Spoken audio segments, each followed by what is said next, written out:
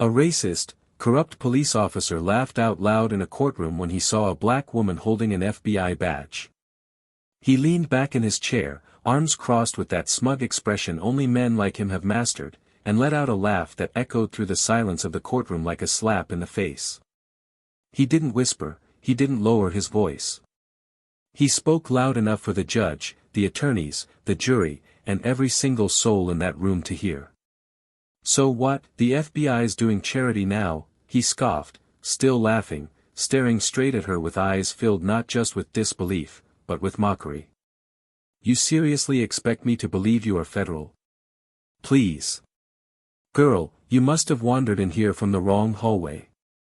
He turned to the audience as if looking for approval, for applause, and yes, they laughed with him. A few chuckled. Others smirked. Even those who didn't dare laugh out loud, their silence spoke just as loud. And she stood still. Not a twitch in her face, not a crack in her voice. Just a long, hard stare in his direction, like a storm held behind tight eyes. This wasn't a misunderstanding. This wasn't confusion. This was humiliation, broadcasted like a performance, like a show for the room to consume. Because in that officer's mind, there was no universe where a black woman could be the one holding authority over him. Not in that room, not in any room. And he made sure the entire courthouse understood that. He leaned forward on the witness stand and added, "You're wearing that badge, but you can't even wear it right. You're not FBI. You're a joke. I don't know if they pulled you off reception or janitorial staff, but wherever you came from, you're clearly in over your head." The air in that courtroom turned cold, tight. The kind of tension that doesn't come from anger alone, but from centuries of weight, of echoes from voices never heard, of stories never told. The judge banged the gavel, demanding order, but it was too late. The poison had already been released into the room. Her credentials had been questioned, not because of errors or lack of evidence, but because of the color of her skin. Because of the pride in her walk. Because of the way she dared to stand where someone like her wasn't supposed to stand. But what that officer didn't know, was that karma had taken a front row seat in that courtroom. And it wasn't going to wait long to deliver justice. See, this woman wasn't just some agent sitting in for paperwork. She wasn't a side figure. She was the reason this entire hearing was happening in the first place. The officer sitting there, laughing, was being investigated for corruption, abuse of power, and a series of complaints that had mysteriously disappeared from internal records, complaints that this woman had uncovered through months of deep, silent, strategic work. She didn't need to scream for validation. Her presence was the loudest response. Her silence was strategy.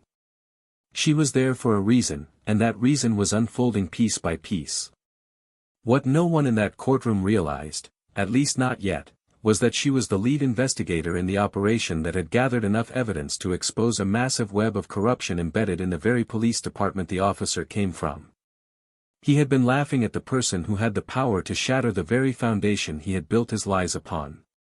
And she was about to do exactly that. But she wasn't going to do it with a dramatic speech. She wasn't there to perform pain for an audience that would never understand it. She was there to deliver truth.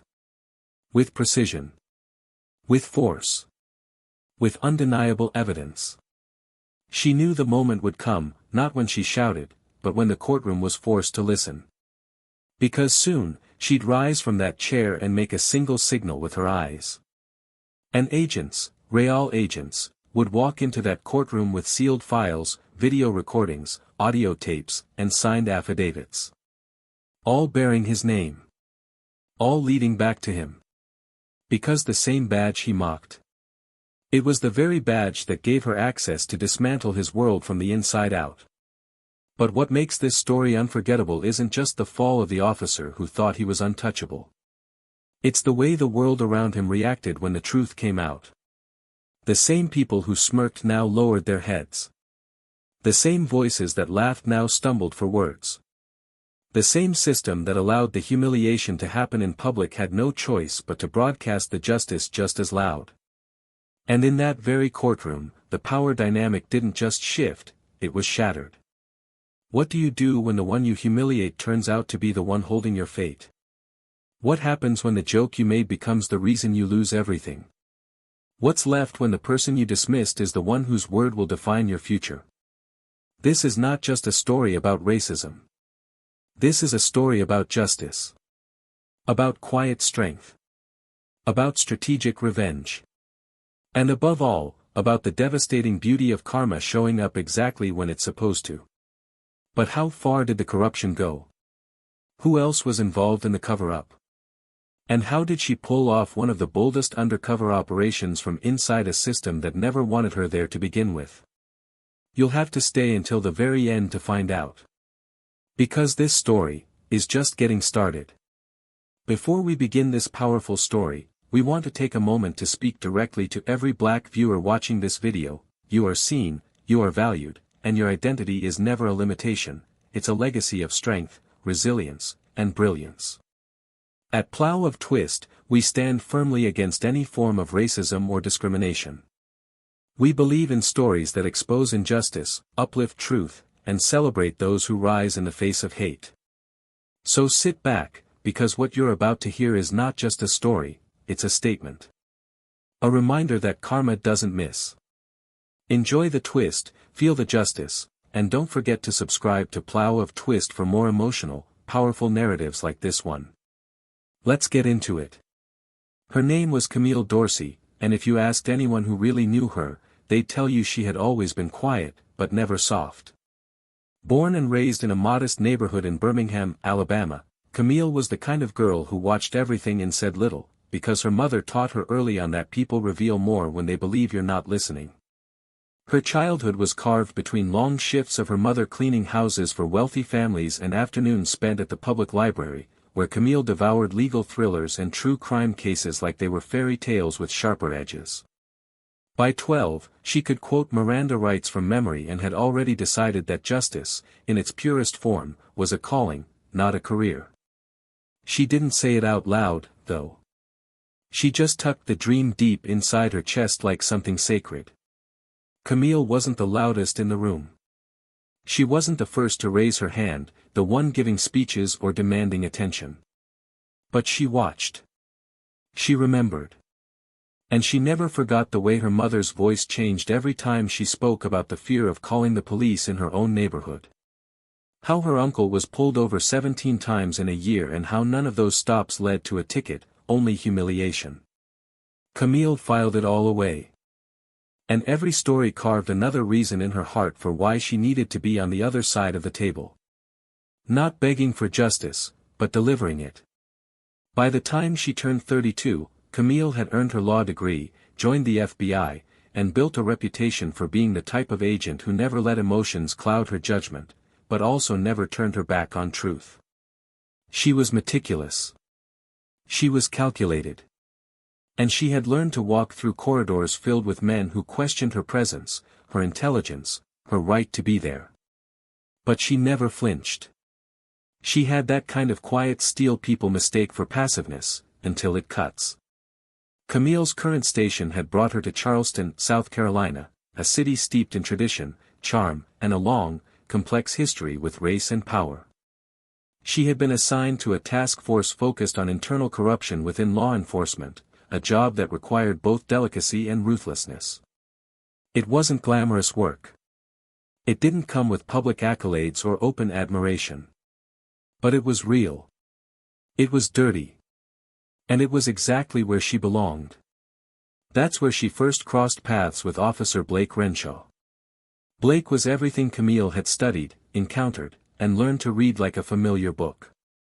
A white officer in his mid-40s with a clean uniform, a dirty record, and a face that looked like it had never had to answer for anything. He came from a long line of lawmen, his father a retired police chief, his brother a detective, his cousin in the sheriff's department. The Renshaws weren't just law enforcement in Charleston, they were the law. Untouchable. Wrapped in generations of loyalty, silence, and unspoken rules. And Blake wore that legacy like armor. Outwardly, Blake was charming. He knew how to smile in interviews, how to shake hands with mayors and kiss babies at community fairs. But behind closed doors, his name whispered through neighborhoods like a warning. Excessive force. Racial profiling. Complaints that disappeared. Cell phone footage that never saw daylight. Camille had seen his kind before, but what made Blake more dangerous was the way he operated with the confidence of a man who believed nothing would ever touch him. The investigation started quietly. Camille was embedded into a federal review team under the pretense of examining procedural misconduct in multiple precincts across Charleston County. But internally, her eyes were on Blake. There had been a pattern, cases that never added up, evidence that mysteriously vanished, witnesses who suddenly changed stories. It wasn't easy work. Blake had connections. The kind that could make documents disappear or scare off internal affairs officers before they ever got close. Camille knew she'd have to play the long game. So she did. She requested transfers. She sat through endless patrol logs, reviewed body cam footage frame by frame. She found allies in places people didn't usually look, in janitors who saw what no one else did, in victims who thought no one would believe them, in officers tired of being silent. Slowly, she built her case. Brick by brick. Fact by fact. No shortcuts. No assumptions. Just undeniable truth. But while Camille moved in silence, Blake moved in arrogance. He continued to walk into rooms like he owned them, barking orders, dismissing colleagues, and laughing off every warning sign that the tides were shifting. And when the subpoena came, calling him to testify in front of a federal review board, he showed up in full uniform, chest puffed, convinced it was all just a formality. Another performance. Another chance to remind everyone who he was. The courtroom was stark, sterile. No flashing lights. No dramatic music. Just silence and expectation. Blake sat at the witness table like he was giving a speech at a high school graduation, smirking, leaning back, relaxed. Then Camille entered. Not in full tactical gear. Not in a dramatic trench coat. Just a clean, fitted suit, a badge clipped at her belt, and a folder in her hand. The room noticed. Not because of how she looked, but because of how Blake reacted. His laugh was sharp, sudden. The kind that doesn't come from humor, but from disbelief mixed with contempt. He looked at her, then looked around the room like it was some kind of inside joke. "You've got to be kidding me," he muttered, loud enough for the gallery to hear. "This is who's questioning me. This? What, FBI's doing diversity hires now?" The words weren't just racist. They were meant to humiliate. Meant to reduce her presence into something political, accidental. And when a few scattered chuckles rippled from his side of the room, Camille understood exactly what she was dealing with. The judge called for order, but it didn't matter. The moment had landed. The power dynamic had been set. At least, that's what Blake thought. But Camille wasn't there to defend herself. She wasn't there to explain, to argue, or to prove her worth. She already knew who she was. She knew why she was there. What Blake didn't know, what no one in that room knew, was that everything was about to change. Every sneer, every smirk, every laugh would be answered. Not with shouting. Not with revenge. But with the kind of justice that doesn't knock before it walks through the door. In that courtroom sat not just a man who believed he was untouchable, but a woman who had spent her entire life preparing to show people like him that he wasn't. And the countdown had already begun. The days leading up to the courtroom hearing had been anything but quiet. Camille moved through them with the kind of sharp focus that came from knowing a storm was coming, and knowing she would be at the eye of it. Every late-night phone call, every redacted file she managed to unseal, every nervous voice she convinced to testify, it all built toward this moment. Her apartment became a war room. Folders stacked against the walls, printed photographs, timelines mapped out with string and pins like a detective's map in a crime drama. But this wasn't fiction. This was real. And every detail was a thread that tied Blake Renshaw to a larger pattern of abuse, extortion, and calculated intimidation that had gone unchecked for far too long. Her team, hand-picked and small, trusted her implicitly. But even among them, there was an unspoken awareness that what Camille was doing was dangerous. Not just professionally, but personally. Blake wasn't just a cop, he was protected. By legacy. By silence. By a system that looked out for its own. Bringing him down meant poking at a nest of hornets that had grown comfortable in the shadows. Camille knew this. She didn't underestimate it. But she also wasn't intimidated. She wasn't doing this for headlines. She was doing it for the mother who cried in her kitchen because her son never came back from a routine traffic stop. For the officer who quit in silence after watching a teenager get pinned to the pavement over a broken taillight. For the families who stopped calling 911 because they were tired of the ones sworn to protect them being the ones they feared most. Inside the FBI building, Camille had to play the game. Appear calm, unbiased. Even when she was briefing her superior, Agent McMillan, a seasoned veteran with more bark than bite, who kept reminding her to keep it clean and don't make this about race. Camille would nod, biting back the rage that curled in her throat like smoke. Because it was about race. Not just in the words Blake used or the people he targeted, but in the way everyone around him covered for it. Camille had learned early on that naming racism made people more uncomfortable than racism itself. So she collected data. Cold, irrefutable data. Reports. Witnesses. Bank records. Footage. Patterns that could no longer be ignored. 2 days before the hearing, she met with Andrea Sellers, a former patrol officer who had left the Charleston PD after a mutual separation that everyone knew was retaliation for a whistleblower complaint. Andrea was nervous, jittery, her fingers trembling as she stirred her coffee in a tiny diner on the edge of town. Camille leaned in, voice low, steady, calming. She didn't pressure. She listened. And slowly, Andrea began to talk. About how Blake would confiscate cash from undocumented immigrants and log only a portion of it. About the coded language used in radio calls. About the way he'd wink at younger female suspects, say things under his breath when he thought no one could hear. Andrea's voice cracked when she said, the worst part wasn't what he did. It was how everyone let him. Like it was just, normal. Camille didn't speak for a moment. Then she said, it's not normal. And you're not crazy. Andrea cried into her napkin and finally agreed to testify, sealed, anonymous, but on record. That same night, Camille sat in her car outside the precinct and watched Blake exit the building, laughing with 2 other officers. He walked like a man who believed the world owed him comfort. He carried himself with the ease of someone who had never been held accountable. Camille stayed in her seat, engine off, headlights dimmed, fingers tight around the steering wheel.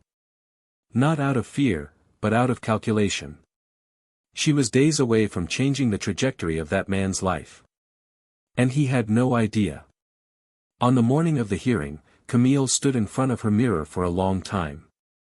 She adjusted her suit twice. Pinned back her curls so they wouldn't fall into her face. The badge clipped to her hip felt heavier than usual.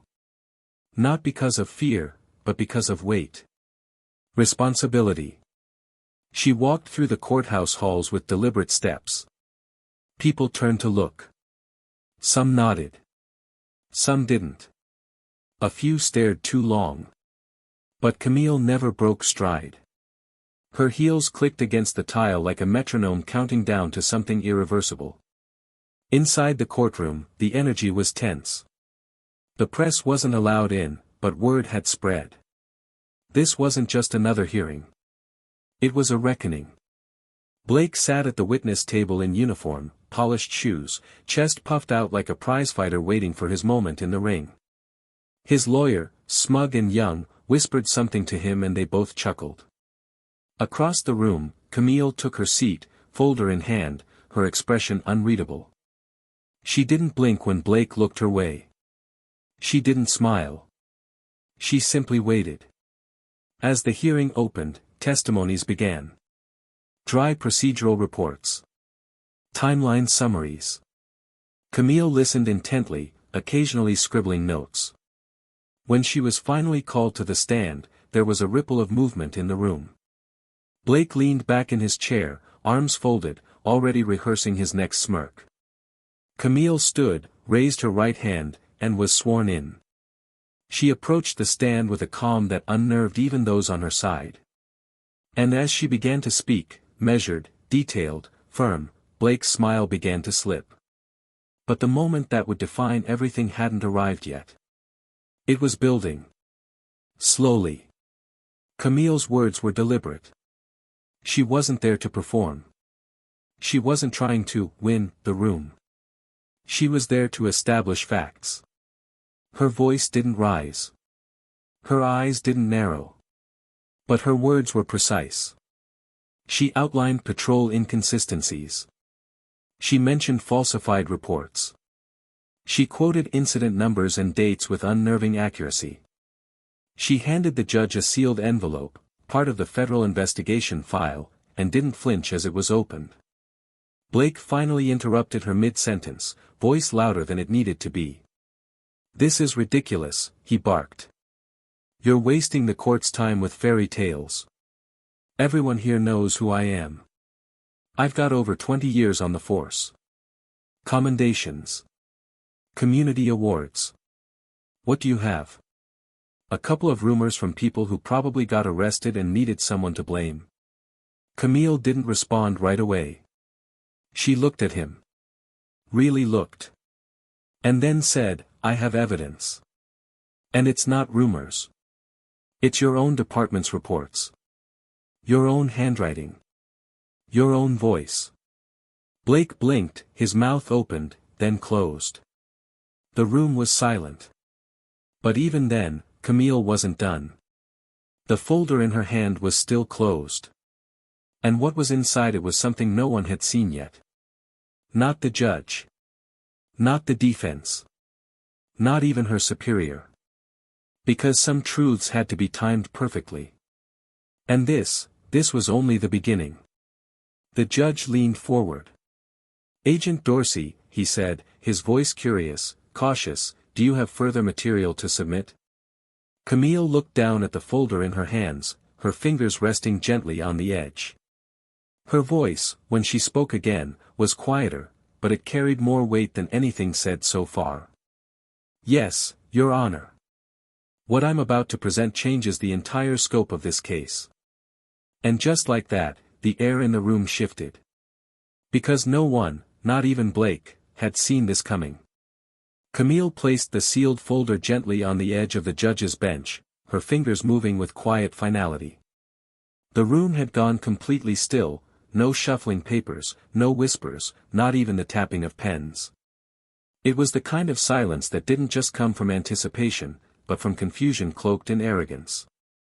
Blake leaned forward, his expression trying to stay confident, but the furrow forming between his brows betrayed something else, something he hadn't felt in a long time. Uncertainty. The judge adjusted his glasses and opened the folder. Inside were printed transcripts, time-stamped photographs, and 2 USB drives. Camille remained silent as he read the summary page, her gaze focused ahead, unmoving. She didn't need to explain yet. Not yet. She was giving the room a moment to breathe before it suffocated. The judge looked up slowly, his mouth slightly parted. "Agent Dorsey, are you confirming these materials are authentic, submitted under oath and penalty of perjury?" Her voice came clean, unwavering. "Yes, Your Honor. The content was obtained under federal authorization. Chain of custody is intact. All materials have been independently verified." "Very well," the judge said, passing one of the drives to the clerk. "Let's begin with Exhibit 22A. Please play the audio recording." The screen behind the bench flickered on, and the speakers crackled to life. What followed was a chilling stillness that washed over the courtroom like ice water. The first voice was unmistakably Blake's, casual, relaxed, even amused. He was on the phone. The timestamp placed the call 6 months earlier. She keeps digging like she's gonna find something. Doesn't realize how deep this thing goes. If she pushes too hard, we make sure she gets reassigned. Or better yet, we make sure she stops asking altogether. She won't even see it coming. Another male voice laughed faintly, responding, "We've handled worse. Just make it look like a transfer. Or say she was in conflict with department culture. That one always works." Blake replied with a chuckle. If she wanted to play with the big boys, she should have known better than to come after one. The room didn't gasp. It didn't need to. The silence after the audio was louder than any noise could have been. The defense attorney shifted awkwardly in his chair, already reaching for his notepad but clearly unable to think of anything to write. Camille stepped forward again, not triumphant, not gloating, just clear.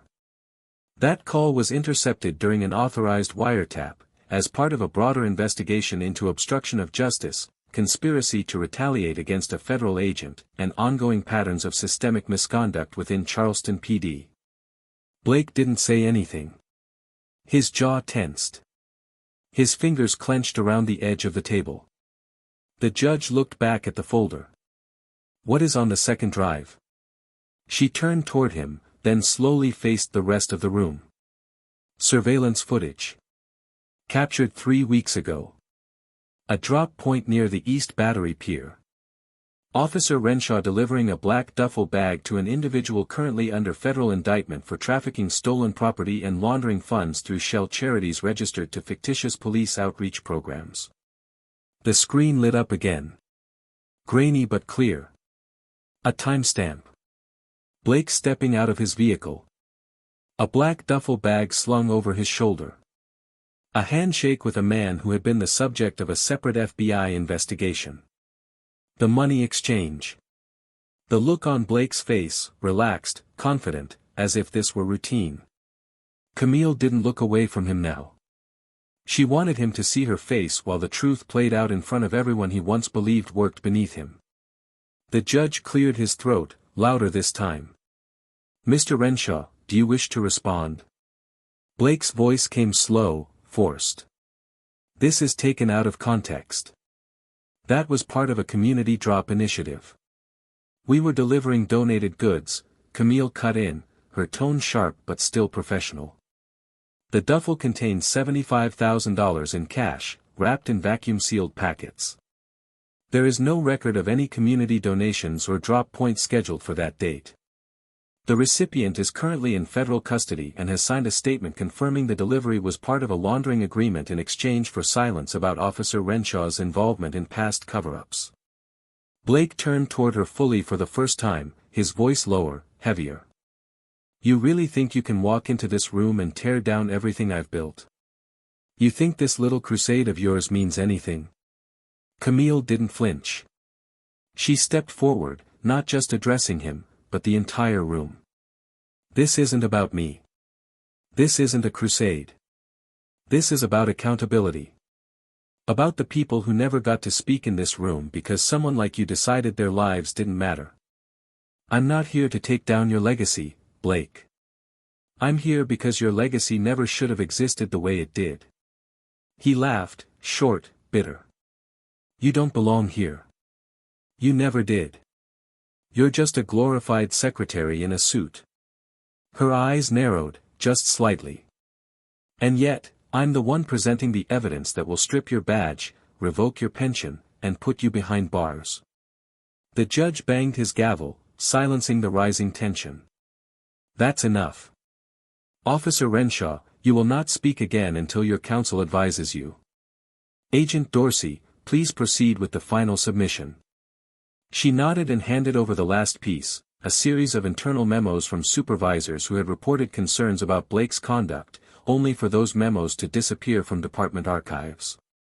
Camille had retrieved them from secure digital backups, ones she'd requested during the early weeks of the investigation when she began suspecting that internal affairs was compromised.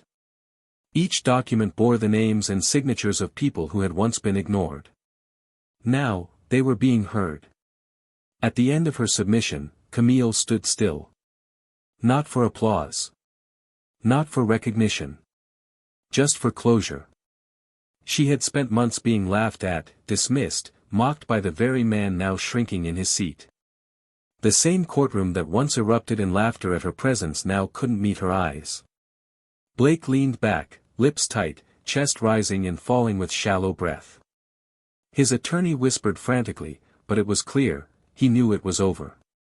The judge took a breath and looked across the room. We will adjourn briefly to process this evidence and reconvene for the final ruling. All parties are ordered to remain available for immediate return. As everyone began to rise, Camille didn't move right away. She looked at Blake one last time, not with triumph, but with a calm that carried the weight of every injustice she had ever witnessed. Every door slammed in her face. Every smirk. Every time someone said she didn't belong. And now, for the first time, Blake looked away. What Camille didn't say, what she didn't need to say, was that this wasn't the end. The courtroom was only the beginning of what was coming next. Because the arrest that would happen in the next few minutes wasn't the final blow. The real question was, how many more names were buried beneath Blake's lies? And who else was about to fall? The courtroom door clicked shut behind the judge, leaving behind an almost eerie vacuum of silence. People shifted in their seats, but no one dared to speak above a whisper. The atmosphere was no longer one of curiosity or spectacle, it was heavy with realization. Blake sat frozen, his posture stiff, as though some unseen weight had settled on his chest. The arrogance that once filled the room like perfume had been scraped away, and what remained was raw, exposed vulnerability. He could feel it, eyes watching him not with respect, not even fear, but quiet disgust. People who once nodded at him in the hallways now refused to meet his gaze. Officers who laughed at his jokes days ago now stared at their feet. Camille stepped out into the hallway, her breath catching slightly, but her expression never cracking. Her heels echoed as she walked down the corridor, her phone already vibrating in her pocket. She answered without looking. The voice on the other end was Agent Marcus Linwood, her second in command and one of the only people she trusted with every piece of this operation. "They're moving now," Marcus said, urgency pulsing in his voice. "Our teams are executing the secondary warrants. For locations. Internal Affairs is on board. We've got people posted at the Renshaw family estate and at the precinct archive room. Nobody's walking out with anything tonight." Camille nodded, even though he couldn't see her. "Make sure the chain of evidence stays unbroken. No favors, no exceptions. We've waited too long for this." "I know," Marcus replied. "Cam, we got M." Camille hung up and exhaled for the first time in what felt like hours. It wasn't over. Not yet. But the dominoes were falling. She turned a corner and saw two plainclothes agents standing near a security checkpoint, already preparing for what would happen next. She gave them a subtle nod. They straightened their backs and moved toward the courtroom door. This was the moment, when everything turned real. Not just on paper. Not in files or statements. But real. Back inside, Blake's lawyer leaned into his ear, frantic and low. "You need to shut your mouth. Do you understand me? This is bigger than you now. This goes beyond saving your badge. We're talking prison time. Federal charges. You need to sit there and wait." Blake stared ahead, eyes glazed. "She planned this," he muttered, his voice barely audible. "That bitch planned this the whole time." His lawyer gritted his teeth.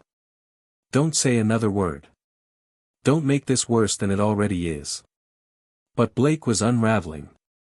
The pressure that had slowly mounted through Camille's testimony was now collapsing on top of him. He turned his head slowly toward Camille as she re-entered the room, flanked by the agents from the hallway. She didn't look at him. She looked at the judge's chair, now empty, and then sat quietly, folding her hands in her lap. Her silence cut deeper than any accusation. I trusted this system, Blake said, suddenly louder. I gave everything to it. And this is how it repays me. By letting people like her dig through my life. Camille's eyes flicked to him then, sharp, unblinking. You didn't give to the system, Blake. You took from it. You hid behind it. You used your badge like a shield, not a responsibility. You think you're better than me? Blake's voice rose. Because you've got a fancy degree and some federal title? You wouldn't last a day where I've worked. You think you know what it means to be a cop? You don't know a damn thing. Camille stood up slowly. No, I don't know what it's like to abuse authority and walk away from it for decades. I don't know what it's like to watch a system protect me while I silence voices weaker than mine. But I do know what it's like to earn everything I have. To fight twice as hard to be taken seriously. To watch people underestimate me the moment I walk in a room. Blake shook his head, bitter, almost broken. This isn't justice. It's revenge. It's neither, Camille said calmly. It's accountability. And it's long overdue. The agents moved in behind Blake's chair, silent but firm. The lead agent, a tall man with dark eyes and a badge clipped to his belt, spoke for the first time. Officer Renshaw, by order of the United States Federal Court, you are hereby placed under arrest for obstruction of justice, conspiracy, money laundering, and civil rights violations. Please stand. The sound of the cuffs clicking shut around Blake's wrists sent an electric jolt through the room. Some people looked away. Others stared, unblinking. Camille watched it all, every twitch, every shifting foot, every nervous glance. Blake didn't resist, but his jaw clenched so tight his temples throbbed. As they lifted him to his feet, he turned to Camille one last time. You'll regret this, he said, low, venomous. Camille didn't blink. I don't think so. As they led him out, murmurs rippled through the courtroom. The judge re-entered minutes later, face grave but composed. He addressed the room swiftly, announcing that the hearing would recess until all related charges had been formally filed, and that the court would reconvene for sentencing and further investigation. Camille stayed seated, her body still but her heart pounding. Not out of fear, but release. Relief didn't come in celebration. It came in silence. In knowing the truth had been exposed, finally, fully, and inescapably. As the crowd began to filter out, Camille walked toward the hallway once more. In the corner stood Andrea Sellers, watching from behind a half-open door. Their eyes met. Camille nodded. Andrea stepped forward, voice hushed. You actually did it. You really brought him down. No, Camille replied. We did. All of us who refused to stay quiet. You were part of this. Andrea's eyes welled, but she held back tears. They're going to come for you next, you know that, right? Camille smiled, tired but strong. Let them. I'm not going anywhere. Behind them, the courtroom was emptying, but something deeper had shifted. Not just for Camille. For every person who had been told they didn't belong in a place of power. For every whispered story that had been dismissed. Today, the system had been forced to listen. Not because it wanted to. But because someone refused to let it ignore her. Still, one question lingered in the air, like smoke after a fire. If Blake was willing to go that far, who else had helped him stay hidden for so long? And what would Camille uncover next? The courtroom was now a memory etched into the silence of early evening. Camille stood outside on the courthouse steps, arms folded across her chest, eyes fixed on the horizon though she wasn't really looking at anything. Her mind was still back in that room, the weight of the moment pressing against her ribs. She wasn't trembling, but her body felt like it had carried a marathon uphill, the kind of exhaustion that had less to do with muscles and more to do with the soul. The arrest was done. Blake Renshaw was in custody, booked, processed, his photograph snapped with the same indifference he'd once inflicted on so many others. But Camille knew better than to think that was the end. A corrupt officer might have been the face of the rot, but rot like this didn't grow alone. It thrived in dark corners, in the quiet complicity of those who looked away. Marcus joined her on the steps a few minutes later, the city light casting a golden line across his face as he approached. His suit was wrinkled from the hours they'd spent in tension, but his stance was solid. He handed her a small slip of paper folded in half, the corners marked by fingerprints. Camille opened it slowly. It was a list. Names. Some familiar. Some she had suspected. Some that shocked her to the bone. All of them tied to the same pattern: cover-ups, erased complaints, unregistered informants, money that couldn't be tracked back to official budgets. The corruption wasn't limited to one man. Blake was a symptom. The disease was systemic. Marcus didn't speak at first. He let the silence settle between them. Then he said, "If you open this next chapter, it doesn't close. You know that, right? These aren't just cops. Some of these names, they're sitting in city council. One of them runs a charity for veterans." Camille nodded slowly, folding the paper again and slipping it into her blazer pocket. "And all of them thought no one would come looking." His voice was quieter this time. "You've already changed things. Don't burn yourself down trying to fix the whole system." She looked at him, eyes steady. "Then I'll take the heat. But I won't stop." Inside the FBI field office, the energy was different. Usually sterile and stiff, the atmosphere was now laced with adrenaline and unease. Agents scurried with new files, fresh warrants, intel coming in faster than they could process it. News of Blake's arrest had spread like wildfire through Charleston. Some celebrated quietly. Others bristled. Camille had expected resistance. What she hadn't expected was the knock at her office door just after 9 that night. When she opened it, she found Captain Reed standing there, the interim precinct chief who'd taken over after Blake's immediate suspension 3 months ago. A tall man with years carved into the lines of his face, his expression was unreadable. He stepped in without invitation and sat down, placing a folder on her desk with a slow, deliberate hand. Camille remained standing, unsure of his intentions. He looked up at her, eyes tired. "I saw the footage. Heard the recordings. I'm not here to defend him. Hell, I worked with Blake for years and even I didn't know how far it went. But there's something in that folder I think you should see." Camille picked it up, flipped it open. Photos. Surveillance shots. A document dated 4 years earlier, stamped confidential. Her eyes moved quickly across the text, her expression slowly hardening. Reed leaned back in the chair, watching her closely. Those files weren't just buried. They were deleted. He wasn't working alone. But it's not just the people you think. Some of the names that helped him, they weren't in it for power. Some were scared. Some were coerced. Camille narrowed her gaze. "You think that excuses them?" "No," he said. "But I think there's a difference between monsters and people who are too weak to stand up. And if you come after all of them the same way, you won't have any allies left inside that building. You'll lose the ones who still believe in what you're doing." It was a dilemma Camille had anticipated but hadn't fully faced, until now. Justice was never black and white. The people who enabled Blake weren't all cut from the same cloth. Some had received threats.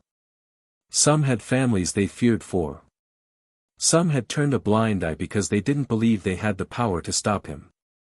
And now, as the tide turned, they were left with guilt, and maybe, a chance for redemption. Camille closed the folder, the tension behind her eyes aching. "I'm not here to be liked. I'm here to clean house." Reed nodded. "I know. Just remember, sometimes housecleaning means deciding which walls you're willing to knock down." She didn't reply. She didn't need to. Over the next few days, Camille found herself deeper in the machinery than ever. Investigations expanded. Warrants were issued. Names she hadn't even considered started surfacing in connected reports: officers who had transferred departments just before formal complaints were filed, former dispatchers with suspicious financial spikes, retired captains who conveniently donated to campaigns of city officials in exchange for departmental favor. Each new file was another thread, and the web kept growing. But along with that growth came the pushback. An anonymous email landed in Camille's inbox one night, just 3 words typed in all caps: "You're next, bitch." She stared at it for a long time before deleting it. The threats weren't new. They were just louder now. One of the agents on her task force had their car vandalized. A witness she planned to interview was suddenly unreachable. Camille began to move with more caution: alternate routes home, encrypted communications, a gun in her bag even when she went to the grocery store. This wasn't paranoia. It was protocol. Because exposing one man had lit a fuse that threatened to burn an entire institution. At night, sleep became fragmented. In dreams, she heard laughter echoing through the courtroom again, the cruel mocking tone Blake had used before realizing his own downfall. And each time she woke, heart racing, she'd reach for her notes, reviewing case files by the glow of her desk lamp as if they could anchor her in something real. But even as exhaustion wore her thin, she stayed locked in. What began as an investigation into a single officer had become a war. And Camille was leading it. Not for glory. Not for vengeance. But because turning back meant allowing everything she'd uncovered to disappear again.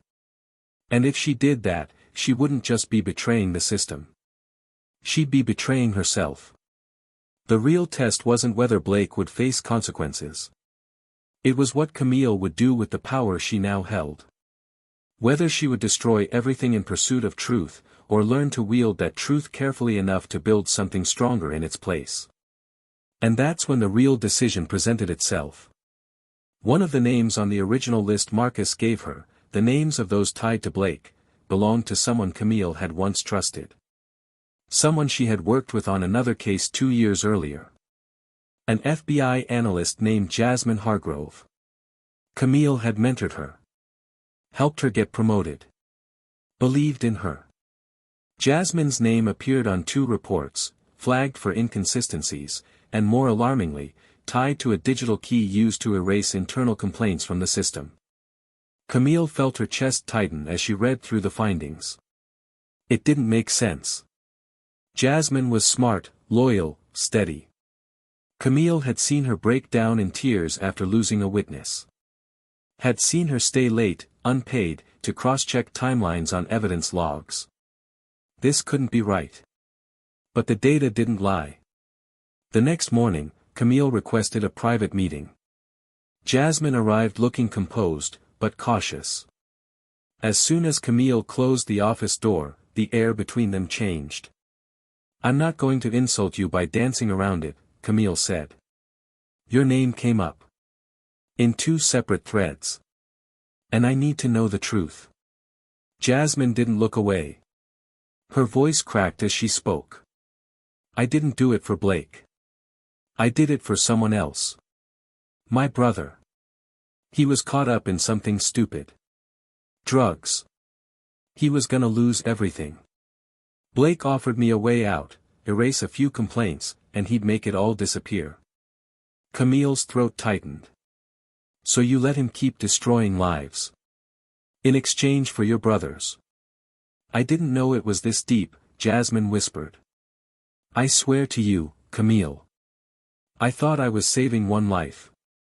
I didn't realize how many I was helping him hurt." And just like that, Camille stood at the edge of a moral cliff. She could take Jasmine down, expose her, file the report that would end her career.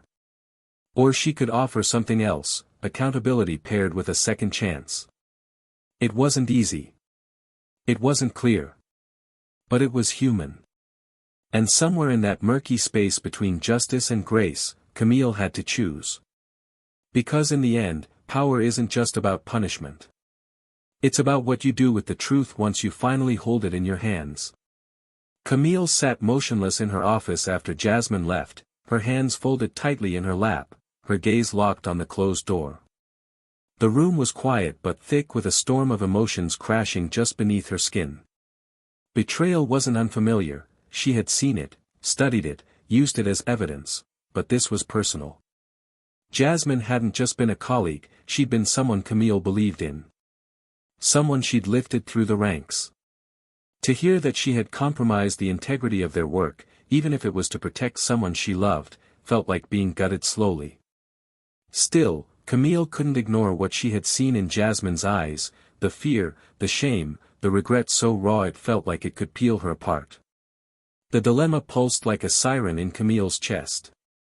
Every principle she stood for was colliding with the reality of human weakness.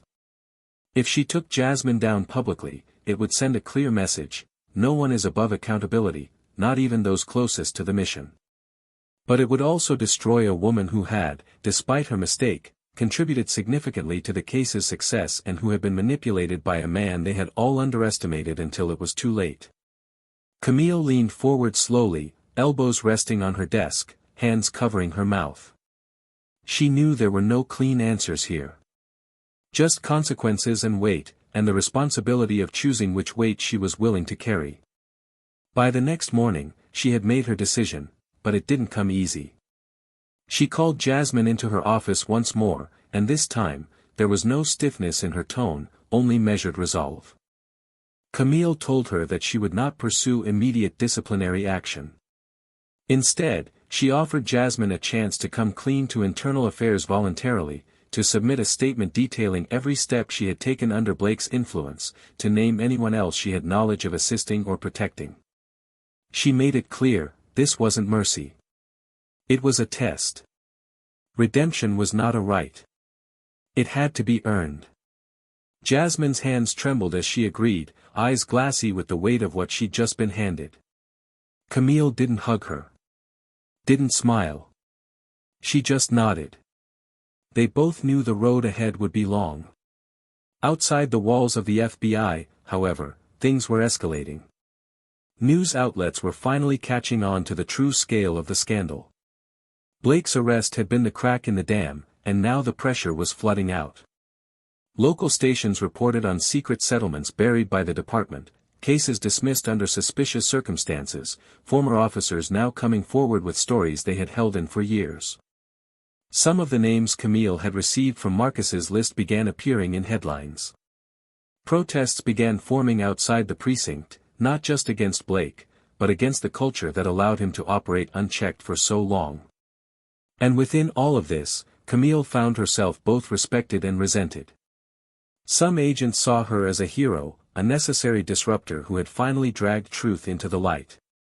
Others viewed her with caution, with quiet hostility, as if her presence made them feel exposed, unsure of where her investigations might land next. Even those who had nothing to hide walked a little stiffer around her now, their jokes more measured, their glances fleeting. Camille understood this wasn't admiration. It was fear. And in some ways, she welcomed it. Let them fear accountability. Let the discomfort make them better. But not every reaction was expected. One night, she received a visit from Sandra Wilson, the widow of a man who had died during a traffic stop years earlier, an incident Blake had cleared internally with suspicious speed. Sandra arrived with her teenage daughter in tow, both of them holding a silence too heavy for their age. Camille had never met them before. The case had long since faded from official records, erased quietly under administrative smokescreens. But Sandra hadn't forgotten. She never would. They sat in Camille's office, the young girl clutching a folded photograph in her lap, and Sandra spoke with a voice that cracked but never broke. She thanked Camille for doing what no one else had dared. For making them feel, for the first time in years, that maybe their truth mattered. But then her voice shifted. She asked Camille if taking Blake down would bring back her husband. If it would erase the ache in her daughter's chest every time she passed by a police car. Camille couldn't answer. She didn't pretend. She didn't offer comfort. Instead, she admitted the truth, that no victory would ever be enough to replace what had been lost. But maybe, just maybe, it could stop another family from sitting in that same chair, holding that same pain. As Sandra and her daughter left, Camille watched them disappear down the hallway, their figures growing smaller with each step, and she realized the burden she carried was no longer hers alone. This wasn't about Blake anymore. This wasn't even about the FBI. It was about every person who had been silenced by a system that failed them. Every mother who buried a son without answers. Every young woman who dared to rise, only to be ridiculed and laughed out of a room. Camille wasn't just dismantling corruption, she was building something in its place. And it had to be stronger than what came before. Days turned into weeks, and the storm didn't let up. Testimonies poured in. Some were anonymous. Others were trembling with courage. And with each story, Camille pieced together a broader picture, an institution built on silent trades, unsaid deals, and the illusion of unity at the cost of justice. Her office became a nexus of transformation, but also of chaos. Trust became a currency she couldn't afford to spend freely. Even among those closest to her, she kept her cards close. Not out of paranoia, but because truth had taught her it could be betrayed when you least expected it. Then came the call that changed everything. It was Marcus again.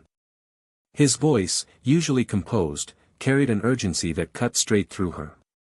He told her a name had surfaced, one they hadn't anticipated. A federal judge. One who had dismissed 2 key cases involving excessive force claims without full hearings. Camille's heart dropped. She had appeared before that judge several times. He had smiled, congratulated her on her accomplishments. And now, there was evidence he had received private donations funneled through shell foundations tied to the Renshaw family. The corruption was higher than they thought. Camille pressed her palms to her desk, her pulse loud in her ears. If she went after this judge, she'd be challenging not just the local structure, but the federal system itself. And yet, how could she stop now? How could she stand in front of a grieving mother again, knowing she had chosen comfort over justice? She picked up the phone and told Marcus to proceed. Subpoena the financial records. Build the case. Don't stop. In the mirror above her desk, Camille barely recognized herself anymore. Her eyes were sharper. Her mouth set with a firmness that hadn't been there before. She had entered this mission thinking she was chasing one man. Now she realized she was staring down an entire system built on the belief that people like her didn't belong in positions of power, that their voices could be mocked, diminished, erased. And she was proving them all wrong. But with each layer she peeled back, the stakes climbed higher. Enemies became harder to spot. And even allies began to question how far she was willing to go. Soon, the line between justice and vengeance would blur. And Camille would have to ask herself one final question. What was she willing to sacrifice to see the truth all the way through? Because what was coming next would change everything. The rain came down hard the night Camille sat across from the U.S. Attorney for South Carolina, her shoulders squared, voice low but unwavering. The conference room they were in had no windows, no distractions, just beige walls, flickering fluorescent lights, and the kind of silence that dared anyone to speak first. Across the table, Marla Beecham looked back at her with a mixture of skepticism and respect, her fingers laced together, elbows on the table, like a chess player studying her opponent's next move. Camille had just laid out the evidence, not just against the now disgraced officer Blake Renshaw, not just against the others from his department caught in the sting, but now a sitting federal judge, a man whose rulings shaped the future of countless cases, whose hands had touched files that never should have been closed. The kind of name that didn't just appear on screens, it made them flicker. Marla exhaled slowly, finally breaking the tension. "You understand what you're asking me to do," she said, not as a question but a challenge. "I'm not asking," Camille replied, her tone measured but unshaken. "I'm presenting the facts. What you choose to do with them tells me everything I need to know about which side of this you're on." The silence that followed wasn't empty. It was thick with weight, the weight of politics, of careers, of backroom promises Camille would never be privy to. But she didn't flinch. She held Marla's gaze like it was a thread she refused to let snap. Finally, the attorney nodded, slowly, like someone realizing they were about to walk into a fire they couldn't escape. "We open an inquiry," Marla said. "Quiet, for now. Discreet. I want more than evidence. I want patterns. Precedents. If we're going to do this, we do it right."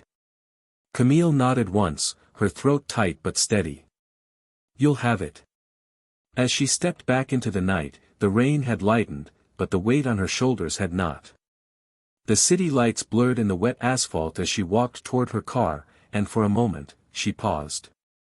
She looked up at the courthouse building across the street, the same one where Blake had laughed at her like she didn't belong, where a room full of strangers had doubted her not because of her qualifications but because of her skin. That courthouse had been her battleground, but now, she realized, it was only one piece of a much bigger map. Back at the field office, Camille gathered her team. Marcus, always steady, stood at the front of the room beside her. Jasmine, still carrying the stain of her past mistake, sat in the back, silent but present, a reminder that this team was built not just on strength but on resilience. The air in the room crackled with tension, with questions no one wanted to ask out loud. Camille stepped forward, scanning the room. "We've crossed the point of no return. We're not chasing ghosts anymore. We're not dealing with one bad precinct or a few rogue players. What we're looking at is a network. Carefully protected. Deeply rooted. And if we expose it, the backlash won't be small. It won't be quiet. Some of us may lose more than we planned." A young agent in the front row, Delaney, raised her hand cautiously. "Ma'am, what happens if the inquiry leads higher than we can reach?" Camille's voice didn't waver. "Then we climb." The room fell silent again, this time out of respect, maybe fear, maybe both. Camille dismissed them with a nod, and one by one they filtered out, each carrying a little more weight than when they walked in. Only Marcus remained, waiting until the door clicked shut behind the last agent. "You know they're going to come for you," he said softly, crossing his arms. "The judge, his allies, this isn't like the Renshaw case. These people have shields of their own. Resources." "I'm not afraid of them," Camille replied. "I didn't say you were," he said. "I said they're going to come." For a moment, she allowed herself to sit, to feel the weariness catch up to her. She was tired, not just in her body, but in the deepest corners of her soul. Not because she doubted the mission, but because she understood, finally and completely, the price of truth. It wasn't just sleepless nights or broken relationships, it was isolation. It was being the one who couldn't turn back when others found their exit. It was the quiet knowledge that justice rarely came without casualties. She looked up at Marcus. "When the noise gets loud, you focus on the work. That's how we survive this." He didn't argue. He just nodded. "I'll keep the files moving. You just, watch your back." Camille's phone buzzed that evening as she sat at her kitchen table, a cold cup of coffee untouched beside her. An alert from an internal thread. A break-in at one of the evidence warehouses tied to the inquiry. Security footage showed two masked individuals, in and out in less than 4 minutes. They bypassed alarms. Knew exactly which locker to hit. Camille's stomach twisted as she clicked through the report. This wasn't a random act. This was a message. She stood up, pacing her kitchen, heart pounding. This was the beginning of the retaliation. She could feel it. The walls were closing in. Whoever she was chasing had realized the threat she posed, and now they were making their move. Within 24 hours, a leak appeared in the press, unnamed sources suggesting Camille had overstepped her authority, that her investigations were personal, vindictive, politically motivated. Her name started appearing in headlines beside words like divisive and radical. Talk show panels speculated about her background, her aggressive tactics, whether she was abusing her federal power. It was all orchestrated. Camille knew that. And it didn't matter. The strategy was always the same: discredit the woman, especially the black woman, especially the one who refused to smile while dismantling their narrative. Marcus called her that night. "You want me to get ahead of it?" Camille stared at her reflection in the kitchen window, the rain outside turning her silhouette into a blur. "No," she said. "Let them talk. We keep moving." But the noise didn't stop. A formal complaint was filed anonymously within the bureau, alleging that Camille had falsified parts of the investigation, that she had coerced witnesses. It was baseless, a stunt, but it forced internal affairs to open a preliminary review. For the first time since this all began, Camille wasn't just fighting for justice. She was fighting to prove she still deserved to lead it. Jasmine came to her office late the next day, her face pale but determined. "Let me take the fall for the complaint," she said. "I made the mistake. Let them pin it on me. Clear your name." Camille shook her head slowly. "That's not how we fix this. We don't trade justice for convenience." Jasmine stepped closer. "They're going to bury you, Camille. You think they'll care about truth once the narrative is set? Once your face becomes the symbol of everything they fear?" Camille's eyes narrowed. "Then let them be afraid. Because if they're afraid of one woman telling the truth, imagine what happens when the rest of us start to speak." There was a moment of stillness between them. And in that stillness, Camille saw something shift in Jasmine, something harder, stronger. Not guilt. Not regret. Resolve. Whatever storm was coming, they would face it together. And outside, as the city prepared for another day, another scandal, another moment of silence broken by protest, Camille Dorsey prepared to do what she'd done her entire life. Stand. Speak. And refuse to back down. Because the battle wasn't over. And the reckoning was just beginning. Months passed. The media frenzy didn't let up, but neither did Camille. The investigations moved forward despite every effort to slow them down. For every article meant to undermine her credibility, she delivered another piece of evidence that could not be denied. For every anonymous complaint, another witness stepped forward. It wasn't easy. There were moments when Camille questioned whether this fight had a finish line, or if she was simply holding back a tide that would always find new cracks. But then came the day she had dreamed about, the day that not only made the sleepless nights worth it, it made the years of being dismissed, doubted, and disrespected collapse into a single, triumphant exhale. Judge Malcolm Ashford was indicted on federal charges after a grand jury reviewed months of evidence linking him to suppressed complaints, bribery, and obstruction of justice. The trial that followed was fast, public, and unlike anything the state had seen in decades. He was sentenced to 12 years in prison. His conviction sent shockwaves through the judicial system and confirmed what Camille had suspected all along: this wasn't about one corrupt precinct. It was a structure built to protect itself. But it could be broken. And she had broken it. The inquiry into Camille's own conduct was dismissed after a full internal review found no basis for the accusations. The same press that had once painted her as reckless now struggled to explain how a single woman had uncovered one of the largest judicial corruption cases in recent history. She didn't grant interviews. She didn't write memoirs. She went back to work. Blake Renshaw's sentence was harsher than expected. Once considered a man of influence, he now sat behind bars, stripped of everything he once used to protect himself: his badge, his uniform, his silence. He filed an appeal that was swiftly denied. In prison, he was just another man accountable for the things he once laughed about. He had no visitors. No legacy. Just the walls and the echo of a courtroom where the tables had turned. Jasmine Hargrove was quietly reassigned to a new unit in D.C., where she worked under a strict review board but with the opportunity to rebuild her career from scratch.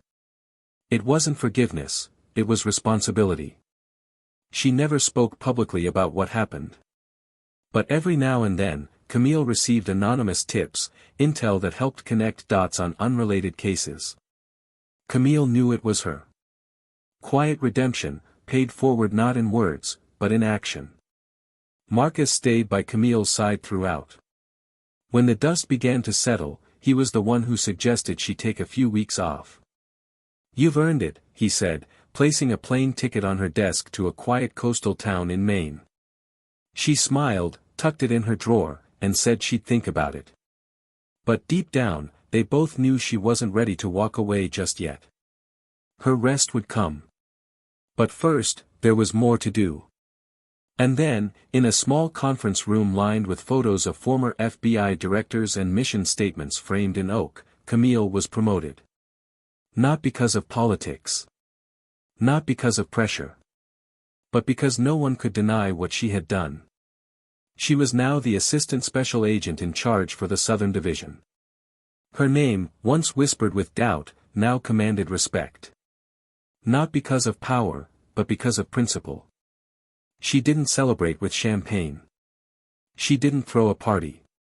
Instead, she returned to the same courtroom where it all began. Empty now. Quiet. She stood in the center of that room, letting her eyes trace the wood grain of the bench, the worn carpet where her heels had once clicked nervously. She remembered everything. The laughter. The looks. The moment she was mocked for daring to exist in a space she had worked her whole life to earn. And then, with a soft breath, she turned and walked out, leaving behind not pain, but proof. That you can be disrespected. Doubted. Mocked. And still win. Because Camille Dorsey didn't just prove them wrong. She made sure they could never do it again. And now, I want you to think about something. How many times have you been told you don't belong? How often has the world tried to shrink you to fit its image of who you're supposed to be? Camille's story is not just about corruption. It's about identity. It's about persistence. It's about knowing your worth even when the world tries to bury it. It's about the quiet, unshakable power of staying firm in your purpose. Because the truth is, your existence, your excellence, is already the revolution. And if someone ever dares to laugh at your presence in a room you fought to be in, remember this story. Remember Camille. Now, I want to hear from you. What part of this story hit you the hardest? What did you feel when Camille stood her ground, when the system bent under the weight of her truth? Tell us in the comments. Let your voice be heard. Because your story matters just as much. And if this narrative moved you, if it made you pause and reflect, subscribe to Tales of Twist right now. Hit that like button, share this with someone who needs to hear it, and join us for more powerful stories where justice isn't just served, it's rewritten. We'll see you in the next twist.